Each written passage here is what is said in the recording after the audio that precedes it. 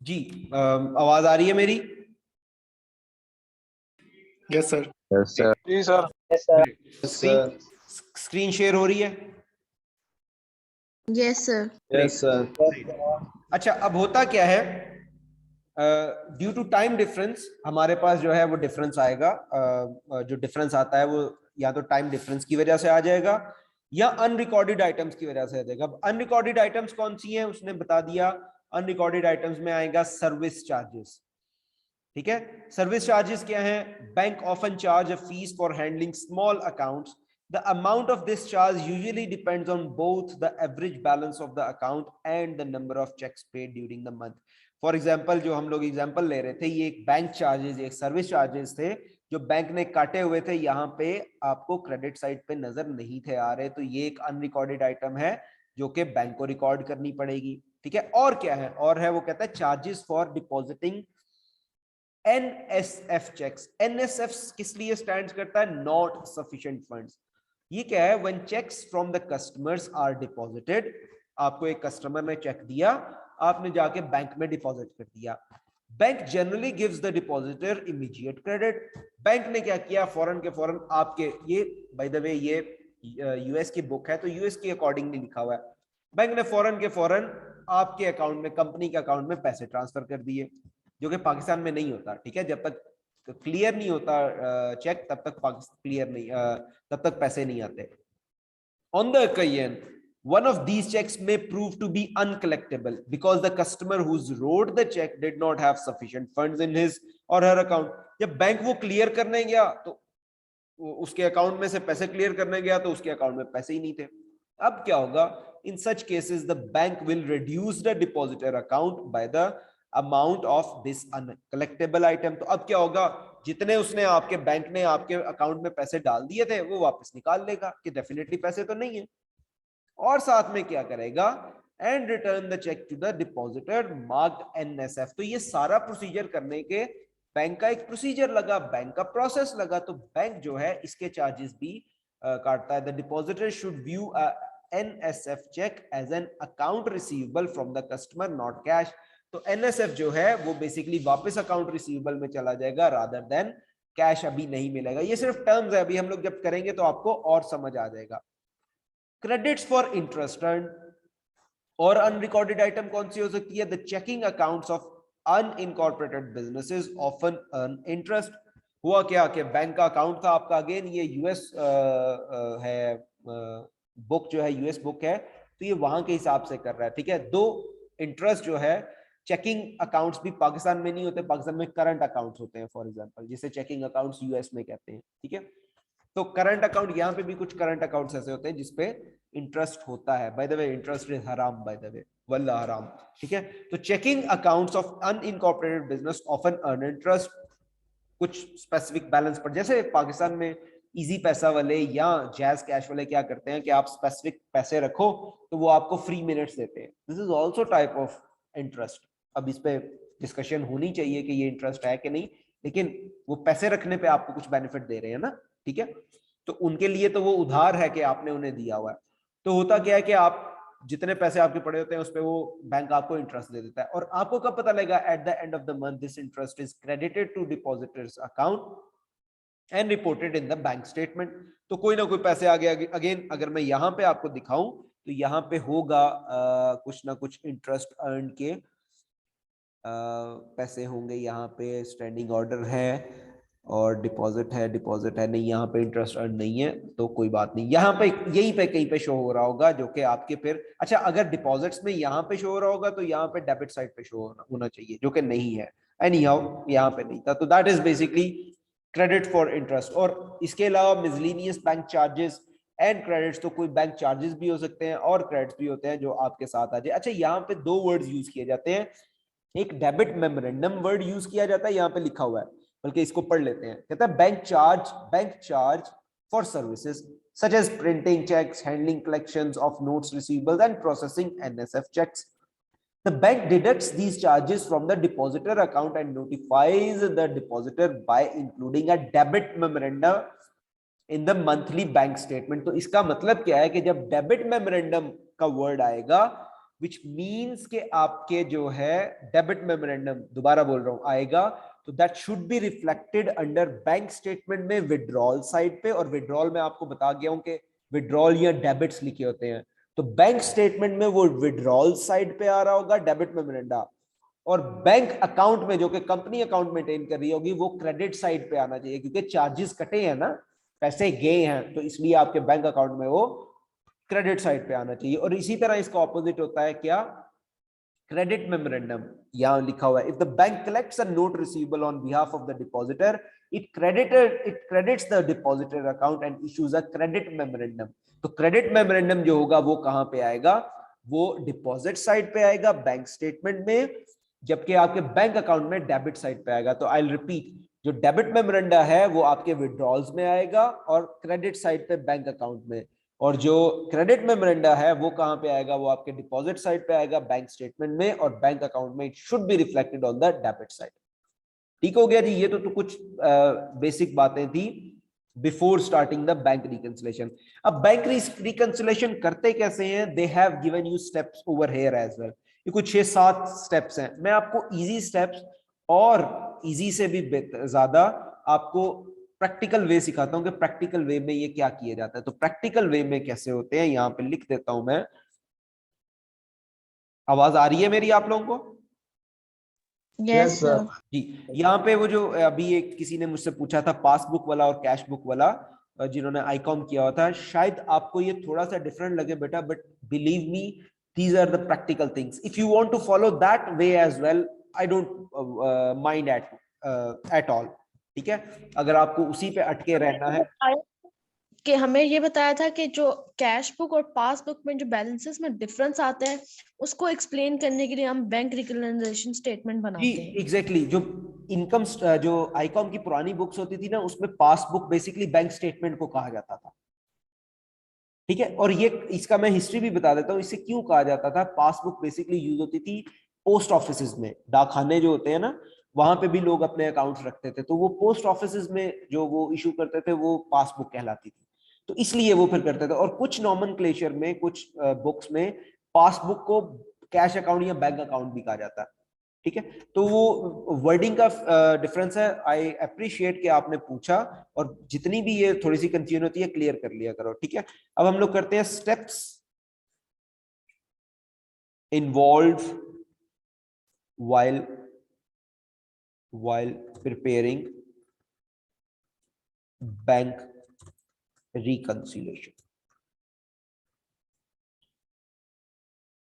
अच्छा, स्टेप 1 में हम लोग क्या करेंगे, स्टेप 1 में कंपनी बैंक अकाउंट, जो कंपनी का बैंक अकाउंट है ये वाला, जिसे टी अकाउंट हम लोग कहते हैं, ये वाला। ठीक है, ये क्या होगा, ये एडजस्ट होगा। Company bank account is adjusted for unrecorded items and errors by company accountant. तो हम क्या करेंगे, हम सबसे पहले जो भी एरर्स होंगे या जो अनरिकॉर्डेड आइटम्स होती हैं, और अनरिकॉर्डेड आइटम्स हम लोग पढ़ चुके हैं वो कौन सी हैं, वो डिफरेंट हो सकती है, वो चार्जेस हैं, वो इंटरेस्ट अर्नड है, वो डेबिट मेमोरेंडा है, वो क्रेडिट मेमोरेंडा है, वो एनएसएफ है, ये सारे अनरिकॉर्डेड आइटम्स में आते हैं। तो इसको हम लोग एडजस्ट करेंगे इधर डेबिट साइड पे या क्रेडिट साइड पे। ठीक है, इसमें एडजस्ट करेंगे हम लोग अपने क्लोजिंग बैलेंस में, उसको एडजस्ट करेंगे। ठीक है, क्लोजिंग बैलेंस एक आ गया होगा, उसको दोबारा से लेके उसमें एडजस्ट करेंगे। स्टेप 2 में हम लोग क्या करेंगे, स्ट्रेट फॉरवर्ड, स्टेप 2 में हम लोग बैंक रिकंसिलिएशन स्टेटमेंट बना देंगे।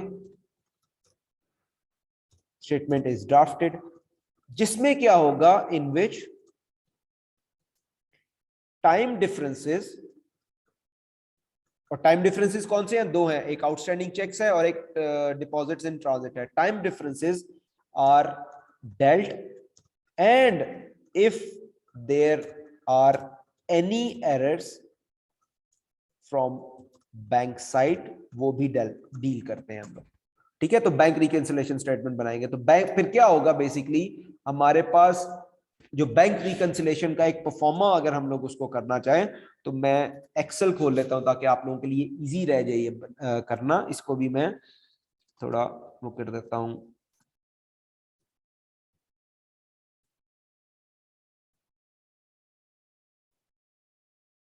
ठीक है जी, तो होगा क्या, अगर परफॉर्मा की बात करें तो स्टेप 1 यहां पे मैं लिखता हूं, इसको फॉर्मेट कर दिया। आवाज मेरी आ रही है ना आपको? Yes sir. Yes sir. Yes, sir. Topic मुश्किल तो नहीं लग रहा? No sir. No, sir. Great. अच्छा, ये हमारा एक बैंक अकाउंट बन जाएगा, बैंक अकाउंट का टी अकाउंट। ठीक है, तो मैं इसको बैंक अकाउंट लिख देता हूं जो कि कंपनी मेंटेन करेगी। अच्छा, यहां पे मैंने इसको स्टेप 1 लिख लिया। ठीक है, अब होगा क्या, ये हम लोग क्या करेंगे, बैंक अकाउंट मैंने जो लिखा है यहाँ पे स्टेप 1 में क्या करेंगे, company bank account is adjusted for unrecorded items and errors by the company. Remember, आपके पास बैंक अकाउंट ऑलरेडी बना होगा। रिकंसिलिएशन कब हो रही है? मंथ के एंड पे। तो मंथ के एंड पे यहाँ पे अगर मैं आपको दिखाऊं तो आपके पास ऐसा कोई बैलेंस आ रहा होगा जो कि आपने अगले महीने लेके जाना था, ये क्लोजिंग बैलेंस होगा।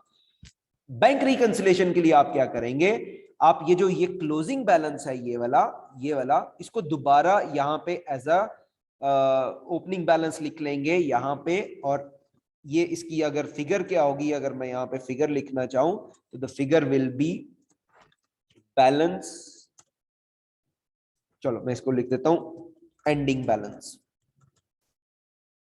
ठीक है, मैंने इसको एंडिंग बैलेंस यहाँ पे डेबिट साइड पे लिख दिया। कैसे लिख दिया, फॉर एग्जांपल अगर हम लोग बात करें यहाँ पे भी, तो ये बैलेंस है ना, बैलेंस कैरी फॉरवर्ड। इसका मतलब ये है कि अगले महीने जब इसने ओपन होना था तो ओपनिंग बैलेंस इसी साइड पे आना था ना, तो हम लोगों ने इसे अगले महीने ओपन नहीं किया, इसी जो है मंथ में एंड पे दोबारा ओपन कर लिया ताकि हम लोग इसमें करेक्शन कर सके। तो हम लोग क्या करेंगे, एंडिंग बैलेंस को यहाँ पे लिख देंगे, फिर इसमें एडजस्टमेंट्स करेंगे। फॉर एग्जांपल एडजस्टमेंट्स, मैं ये सैंपल बना रहा हूं आपके लिए। ठीक है, एडजस्टमेंट्स क्या होंगी, अगर कोई क्रेडिट मेमोरेंडा होगा, मैं मेमो सिर्फ लिख देता हूं तो उसका बैलेंस यहां पे आ जाएगा।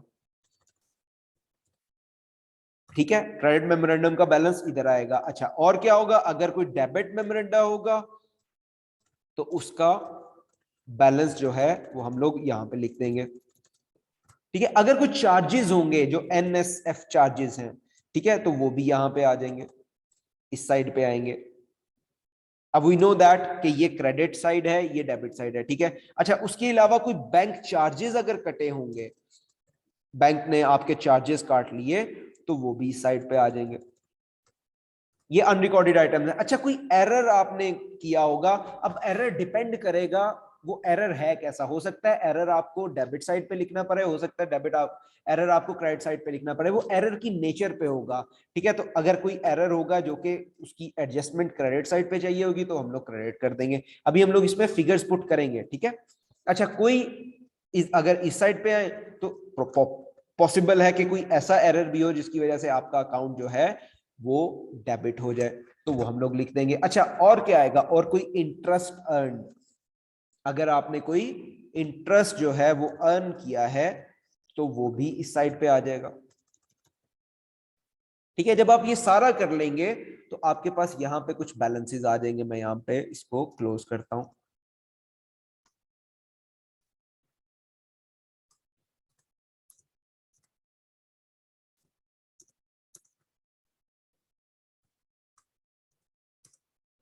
ठीक है, यहां पे हम लोगों ने इस अकाउंट को क्लोज करने के लिए यहां पे हम लोगों ने बैलेंस लाया, और ये बैलेंस क्या होगा, ये अपडेटेड बैलेंस मैं इसको कह देता हूं। ठीक है, आपके लिए अपडेटेड बैलेंस, और आपके पास यहाँ पे अपडेटेड बैलेंस आ जाएगा। ठीक है, ये करेक्टेड बैलेंस है, ये अपडेटेड बैलेंस है आपके बैंक अकाउंट का आफ्टर करेक्शंस। इसमें हमने क्या डील कर लिया, अनरिकॉर्डेड आइटम्स डील कर ली, और क्या डील कर लिया हम लोगों ने, और इसमें डील कर दिया हम लोगों ने जो आपके एरर्स हैं किस साइड से, जो कि कंपनी की साइड से है। ठीक है, फिर हम लोग क्या करेंगे, यहां पे मैं बैंक रिकंसिलिएशन स्टेटमेंट बनाता हूं। दूसरे स्टेटमेंट में क्या बननी है, बैंक रिकंसिलिएशन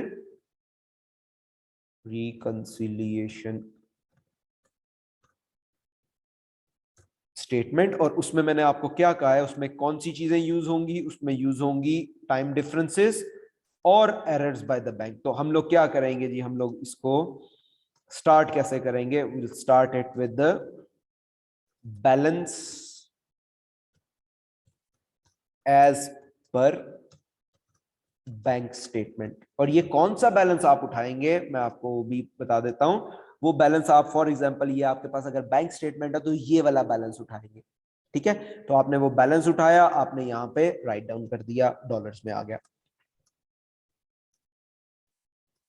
ठीक है जी, ये बैलेंस आपके पास आ गया। अब हम लोग क्या करेंगे, यहाँ पे इसमें ऐड कर देंगे, क्या ऐड कर देंगे, हम लोग इसमें ऐड कर देंगे, देखो अब क्या होगा, अब ऐड इसमें कर देंगे, ये balance as per bank statement है, ठीक है। इसमें ऐड कर देंगे डिपॉजिट्स इन ट्रांजिट को। क्यों ऐड करेंगे, वो इसलिए ऐड करेंगे, for example deposit in transit था क्या, मैं दोबारा एग्जांपल कोट करता हूं। 31 मार्च को आपको आपका कस्टमर चेक दे गया, ठीक है, या कैश दे गया, हम लोग चेक की बात करते हैं, आपको चेक दे गया, वो 31 मार्च को आपने यहाँ पे कहीं रिकॉर्ड कर लिया हुआ था, ठीक है। अच्छा, जब रिकॉर्ड कर लिया हुआ था, आपने अपने असिस्टेंट को कहा जाओ जाके बैंक में जमा कराओ, बैंक को प्रोसेस करते हुए 2 दिन लग गए, और आपके बैंक, ये जो बैंक स्टेटमेंट आ रही है इसमें रिफ्लेक्ट नहीं हो रहा। क्यों नहीं रिफ्लेक्ट हो रहा, क्योंकि ये बैंक स्टेटमेंट तो मार्च की है, 31 मार्च तक की है, तो आपका चेक तो क्लियर हो रहा है 2 अप्रैल को, तो इसमें तो नहीं आ रहा। अब वो क्या कहता है, क्या करो, उसको यहाँ पे ऐड कर दो, ठीक है, ऐड कर दो। तो जितना भी बैंक जो होगा डिपॉजिट इन ट्रांजिट होगा उसको हम लोग ऐड कर देंगे, और इसी तरह लाइकवाइज जितना आपके आउटस्टैंडिंग चेक्स होंगे, ठीक है। मैं अगेन आपको कहूंगा कि आप जो है इसको लॉजिक से याद करो, क्योंकि लॉजिक से अगर याद करोगे तो जितने भी इस तरह की चीजें होंगी आप उसको क्लियर कर दोगे। तो आउटस्टैंडिंग चेक्स जो है उसको आप माइनस करते हैं। क्यों माइनस करते हैं, इसलिए माइनस करते हैं कि आउटस्टैंडिंग चेक्स जो है वो है तो इसी महीने के है ना, क्लियर अगले महीने हो रहे हैं लेकिन है तो इसी महीने, तो आप क्या करो, इसी महीने की जो बैंक स्टेटमेंट है उसमें से माइनस कर दो। बहुत सिंपल इसका वो है लॉजिक है। और उसके बाद ऐड और लेस, क्या करो, errors by bank. Bank errors बहुत कम करता है, लेकिन अगर कोई करता है तो वो जिस नेचर का भी एरर होगा, अगर वो ऐड करना पड़ेगा तो उसे ऐड कर देंगे, अगर वो माइनस करना हुआ तो उसे माइनस कर देंगे, ठीक है। तो आपके पास यहां पे एक बैलेंस आ जाएगा, जिसे हम लोग क्या कहेंगे, जिसे हम लोग कह देंगे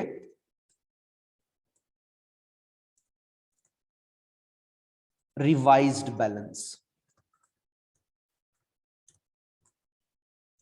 ठीक है, रिवाइज बैलेंस। अब ये वाला जो रिवाइज बैलेंस है ये मैच करना चाहिए इस वाले बैलेंस से, ये वाला बैलेंस और ये वाला बैलेंस मैच करेगा और करना चाहिए। अगर नहीं कर रहा तो इसका मतलब है कि कहीं ना कहीं कोई प्रॉब्लम हुई है, या बैंक रिकंसिलिएशन स्टेटमेंट नहीं ठीक हुई, या कुछ चोरी हुई है। यहां से फिर पकड़े जाते हैं कि कोई फ्रॉड हुआ है, चोरी हुई है, किसी ने पैसे आगे पीछे किए हैं, तो वो फिर पकड़ा जा सकता है, ठीक है।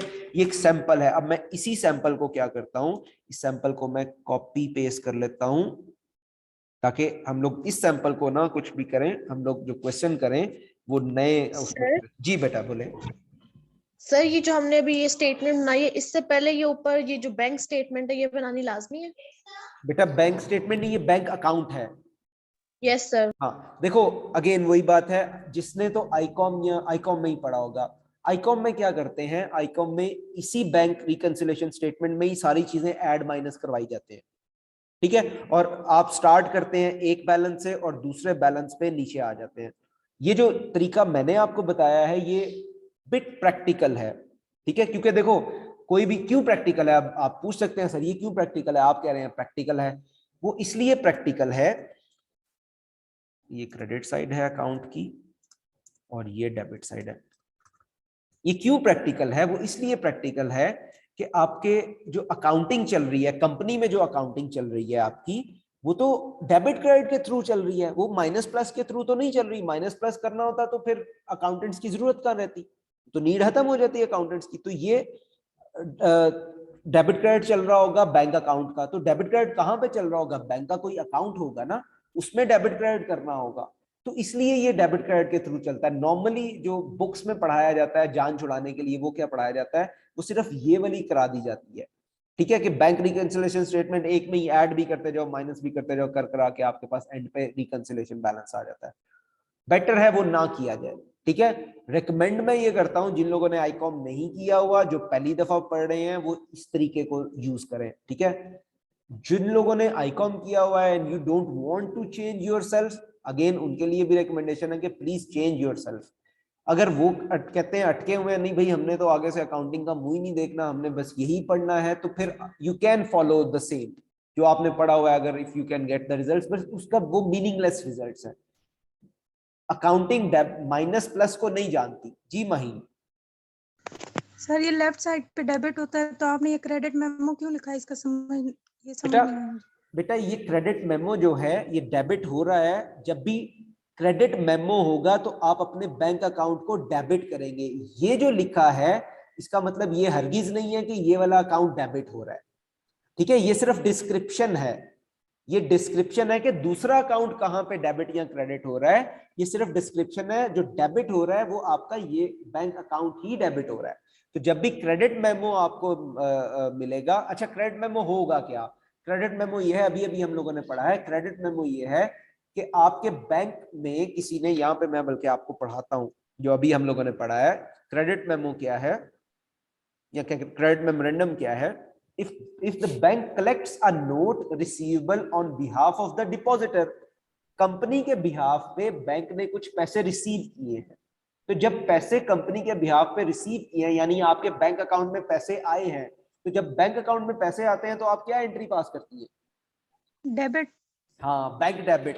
तो क्या हुआ, हम लोगों ने बैंक को डेबिट कर दिया, ये डेबिट किया। अब उसको कहेंगे क्या? उसको कहेंगे, वो कह रहा है उसको कहेंगे it credits the depositor account and issues a credit memoranda.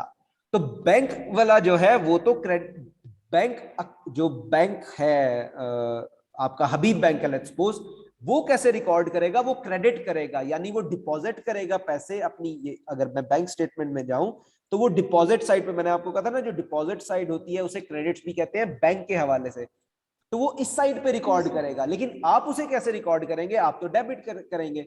तो इसलिए उसने उसको नाम दिया क्रेडिट मेमोरेंडम का। और क्रेडिट मेमोरेंडम ये सिर्फ ये नाम दिया, एक्चुअली तो बैंक अकाउंट को डेबिट किया जाएगा। Got it? Yes. Okay yes. Okay. So ये आपका एक टेम्पलेट है, इस टेम्पलेट को भी समझ लोगे तो इट विल वर्क, याद कर लोगे अगेन इट विल वर्क, ठीक है। So let's do it. एक क्वेश्चन करते हैं ताकि आप लोगों के लिए चीजें इजी हो जाए, ठीक है जी। बाकी तो चैप्टर आपके पास है, ये ऊपर नीचे बाकी चीजें आप कर ही सकते हैं। I will start with the question. Question नजर आ रहा है आप सबको? Yes sir. ग्रेट। क्या कहता है वो? कहता है the cash transactions and cash balances of Star Incorporation, एक कंपनी है जिसका नाम है Star Incorporation, for November 2020 were as follows. नवंबर का मंथ था और उसने आपको ट्रांजैक्शंस दे दी। क्या दे दी? उसने कहा जी ledger account for cash showed a balance at November 30th of 13500। तो क्लोजिंग बैलेंस उसने आपको कैश बुक का दे दिया। कितना? उसने आपको कैश बुक का क्लोजिंग बैलेंस दे दिया। मैं यहां पे लिख लेता हूं,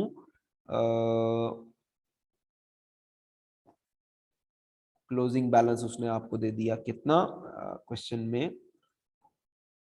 13500। सो क्लोजिंग बैलेंस आपके पास आ गया कितना? 13500। तो बैलेंस है, पॉजिटिव है, तो मैंने डेबिट साइड पे लिख दिया अपने बैंक अकाउंट में या कैश अकाउंट में। कोई सवाल किसी को यहां तक? No sir. ग्रेट। तो मैंने यहाँ पे 13,500 लिख दिया। एंडिंग बैलेंस आपका आया था क्योंकि 30th नवंबर को था ना, तो 30th नवंबर को यहाँ पे मैंने एंडिंग बैलेंस लिख दिया। अब प्रोसीजर क्या है? सबसे पहले हम लोग अनरिकॉर्डेड आइटम्स लिखते हैं, फिर हम लोग बैंक रिकंसिलिएशन में टाइम डिफरेंसेस लिखते हैं, ठीक है। So let's read the question, इसके साथ साथ करते जाते हैं। कहता है द नवंबर बैंक स्टेटमेंट, नवंबर की बैंक स्टेटमेंट भी आ गई जिसमें क्लोजिंग बैलेंस कितना था? 9,540। तो क्लोजिंग बैलेंस कितना था? 9,540। तो मैं यहां पे balance as per bank statement लिख देता हूं 9,540 540।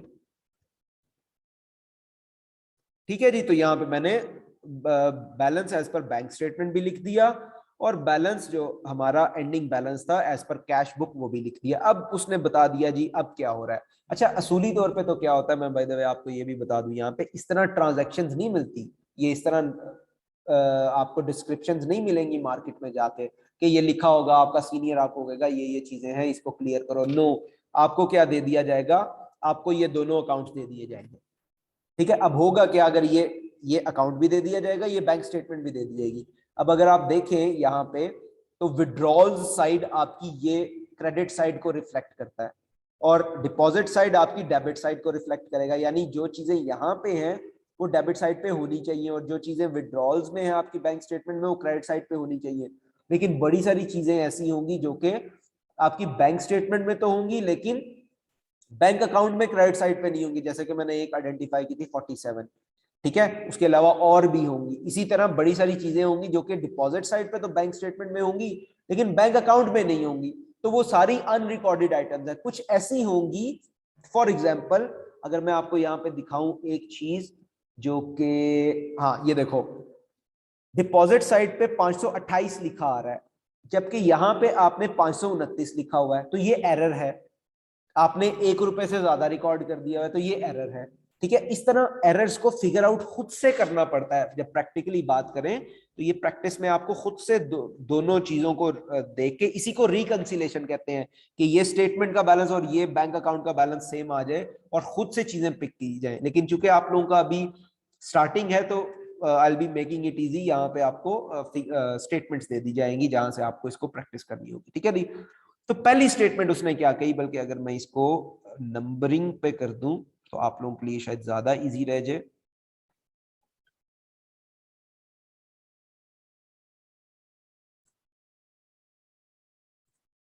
ठीक है, ताकि इसको फिगर आउट कर सकें।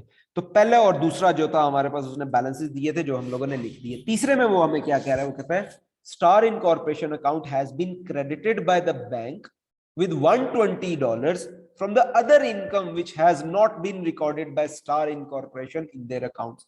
हुआ क्या था कि स्टार, ये जो कंपनी का अकाउंट है, वो बैंक ने क्रेडिट कर दिया था। कैसे पता लगा, बैंक स्टेटमेंट जब रीड की होगी तो पता लगा होगा 120 तो यार बैंक स्टेटमेंट में नजर आ रहा है, लेकिन वो रिकॉर्ड नहीं किया। देखो, that which has not been recorded which means this is unrecorded item.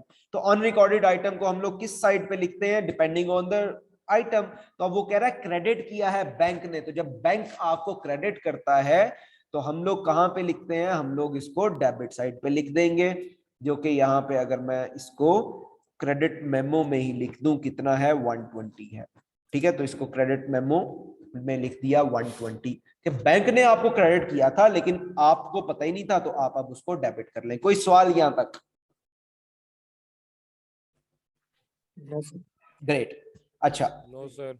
अब तीसरी भी हमारी क्लियर होगी, चौथी में आते हैं। तो ये तीनों हमारी क्लियर होगी, मैं इन तीनों को जो है वो हाईलाइट कर देता हूं। ठीक है, करते जाएंगे और इनको साथ साथ ग्रीन करते जाएंगे। चौथी हमारी क्या कहती है, कहता है cash received on November 30th amounted 7,700। It was left at the bank in the night depository cabin after banking hours on November 30th and therefore was not recorded by the bank on the November statement। अच्छा, ये होता क्या है, शायद पाकिस्तान में आपको इसकी समझ ना आए। बाहर के मुल्कों में क्या होता है, मैंने खुद किया हुआ है कि आप लेट नाइट, रात को भी अगर आपने बैंक में पैसे जमा करवाने हैं तो व्हाट यू डू, वहां पे एक डिपॉजिटरी केबिन होता है, आप वहां पे पैसे रख देते हैं। डेफिनेटली वो you can not get it back.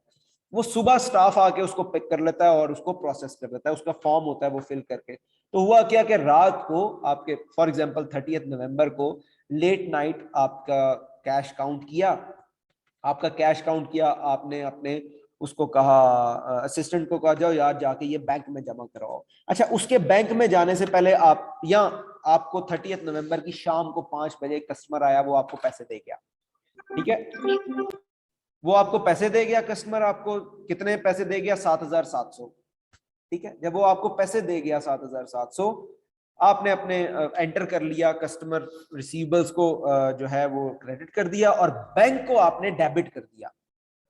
Bank को आपने क्या किया, डेबिट कर दिया 7,700 से, और रिसीवेबल्स को क्रेडिट कर दिया होगा क्योंकि वो अब पैसे दे गया, और आपने अपने असिस्टेंट को कहा जाओ यार ये 7,700 लेके चले जाओ और बैंक में डिपॉजिटरी केबिन में छोड़ाओ। वो छोड़ाया, अब नवंबर 30 तो गुजर गया, अब 1 दिसंबर जब आएगा, हो सकता है 30 नवंबर सैटरडे हो और 1 दिसंबर जो है वो संडे हो, और उसके बाद 2 दिसंबर को जाके वो बैंक खुले और बैंक वाले उसको प्रोसेस करें, तो बैंक वालों की स्टेटमेंट में तो वो आएगा कब, दिसंबर में, लेकिन एक्चुअली तो वो पेमेंट जो आई है आपको नवंबर में आई है, तो वो नवंबर में रिकॉर्ड होना चाहिए। तो ये क्या है, this is basically deposit in transit.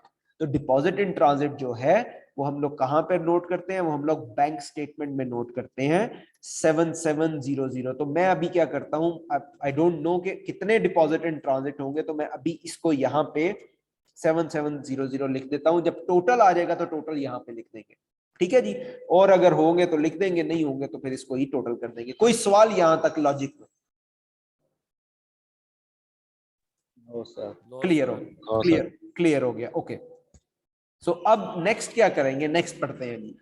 अच्छा, अगेन मेरे लिए बहुत इजी होता, आपको याद कराता, ये बैंक रिकंसिलिएशन का टॉपिक अगर रट्टा लगवाने के हिसाब से करना हो ना, तो it is not more than 15 minutes का। मेरे लिए भी इजी हो, 15 मिनट में करवा के मैं निकलूं बस, ठीक है। एक्सप्लेन सिर्फ इसलिए चीजें कर रहा हूँ कि एटलीस्ट आपके काम तो आए, कहीं पे कहीं करना पड़ जाता है अपने बैंक की, यार अपनी कोई कंपनी आप बिजनेस माशाल्लाह खोलते हैं तो उसकी बैंक रिकंसिलिएशन स्टेटमेंट करनी पड़ जाती है, तो एटलीस्ट आती हो। नेक्स्ट क्या कह रहा है, 5th पे कहता है also included with the November bank statement. November bank statement में क्या है, also included with the November bank statement was a debit memorandum from the bank for 30 representing service charges from the नवंबर। तो debit memorandum हम लोग क्या करते हैं, debit memorandum हम लोग, इसको मैं कर देता हूं ग्रीन, डेबिट मेमोरेंडम हम लोग डील करते हैं अपने बैंक अकाउंट को करेक्ट करने के लिए। ये अनरिकॉर्डेड आइटम है, और कहां पे रिकॉर्ड करते हैं, हम लोग रिकॉर्ड करते हैं क्रेडिट साइड पे, और कितना है, ये अमाउंट है जी $30 की, तो आई राइट द $30 ओवर है। अच्छा, मैं है करना स्टार्टिंग से करना भूल गया, बिफोर इसको रिकंसाइल करते हुए हमारा जो एंडिंग बैलेंस आ रहा था वो था 13,500 हमारे अकाउंट के मुताबिक, जबकि आपकी बैंक स्टेटमेंट दिखा रही है कि आपके बैंक में तो 9,540 है। अब सेठ साहब हों वो तो घबरा जाएंगे, वो कहेंगे यार ये कहाँ, मेरी बैंक स्टेटमेंट में इतने कम पैसे क्यों शो रहे हैं, इसका मतलब है मेरा कोई जो स्टाफ है ना वो पैसे हुर्द-बुर्द कर गया, तो लाइन हाजिर हो गए होंगे सब सब। तो आपने कहा ठहरो भाई, मैं बैंक रिकंसिलिएशन स्टेटमेंट करके आपको बताता हूं कि क्या पॉसिबल वेज हैं, वो एक्सेप्टेबल वेज हैं जिसकी वजह से हमारे डिफरेंस आ रहे हैं। तो आप ये सारा काम करना शुरू हो गए, ठीक है। तो आपने ये काम शुरू करके ये 5वें नंबर तक आप आ गए। कोई सवाल 5वें नंबर तक किसी को? No sir. ग्रेट। ये जो 6ठा नंबर है ये मैं स्टार्ट करता हूं, क्योंकि सारा नहीं कंप्लीट कर सकूंगा, हमारी मीटिंग एंड हो रही है। ये मीटिंग एंड करता हूं मैं, दोबारा नया लिंक भेजता हूं, उसमें ऐड होते हैं और ये क्वेश्चन कंप्लीट करेंगे। ब्रेक मैं इसलिए नहीं दे रहा कि कंटिन्यूस क्लास करके फिर मैं आपको फ्री कर दूंगा। आज का हमारा टॉपिक बैंक रिकंसिलिएशन स्टेटमेंट का ही है, ताकि उस पर फिर आप प्रैक्टिस कर सके बाद में, ठीक है। सो मैं इसको अभी रिकॉर्डिंग को स्टॉप कर